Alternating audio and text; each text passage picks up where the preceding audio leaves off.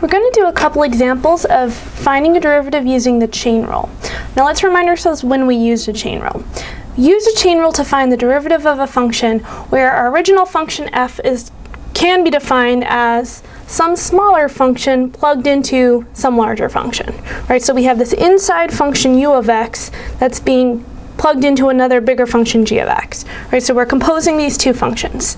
And the chain rule says that if f of x is defined this way, and differentiable, then the derivative f prime of x is going to be g prime with respect to u of x times u prime of x. Right, so the derivative of g with respect to u of x times the derivative of u with respect to x.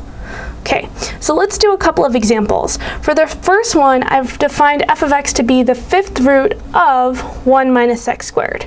So let's actually convince ourselves that we can use a chain rule here. What we have is this smaller function 1 minus x to the 1/2 being plugged into the fifth root of x function. Okay, so the inside function here is 1 minus x to the 1/2. Let's call that our inside function u of x. This is just a little bit of scratch work to help us use the chain rule, right? You don't always actually have to go through all these steps if you have enough practice to recognize what your inside function is.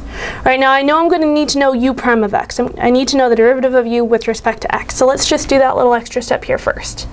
U prime of x is going to be the derivative of 1, that's just 0, 1's a constant, minus the derivative of x to the 1/2.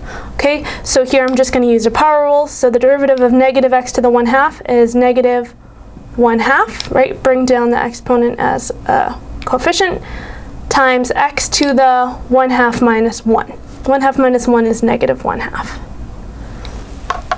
And that's it. That's our derivative of u of x. Okay? And so now what we can do is we can rewrite our f function as u of x being plugged into that fifth root of x function. So another way that we could write this f of x function is as the fifth root of u of x.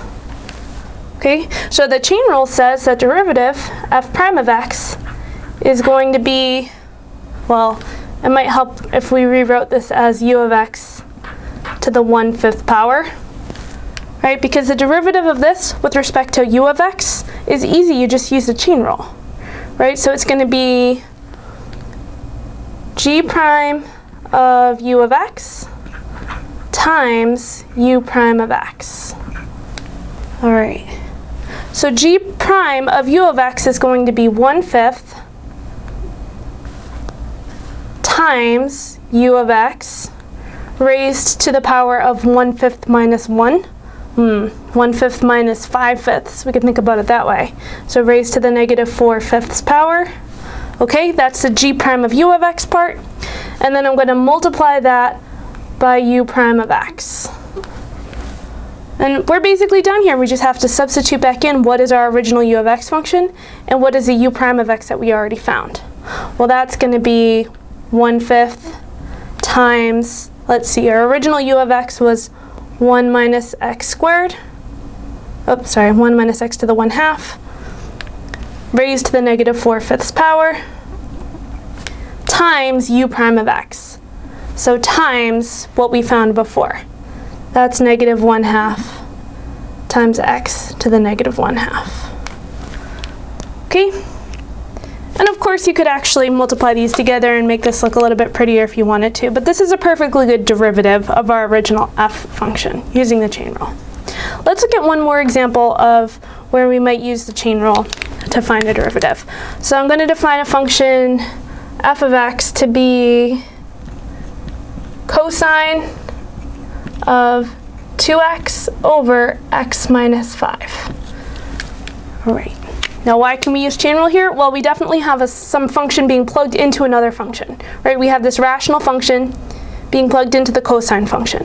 So our inside function here, right, our u of x is going to be 2x over x minus 5.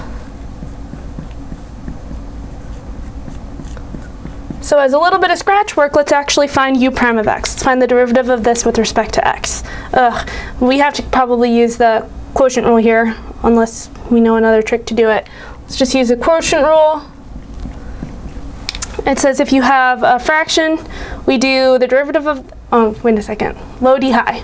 Bottom times the derivative of the top, x minus 5 times the derivative of 2x, which is 2, minus low d high minus high d low, minus top times the derivative of the bottom, so 2x times the derivative of x minus 5 is just 1 minus 0, right? So 2x times 1, all divided by the bottom squared, x minus 5 squared.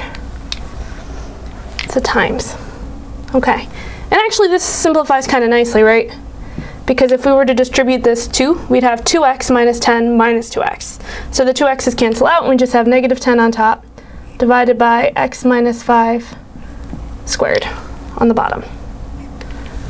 Okay, so that's my background work. Now I'm going to use this to actually apply the chain rule here. Now I'm not going to go through the steps of actually plugging in the u here. We're just going to try to work it through by thinking about what our u and our u prime is.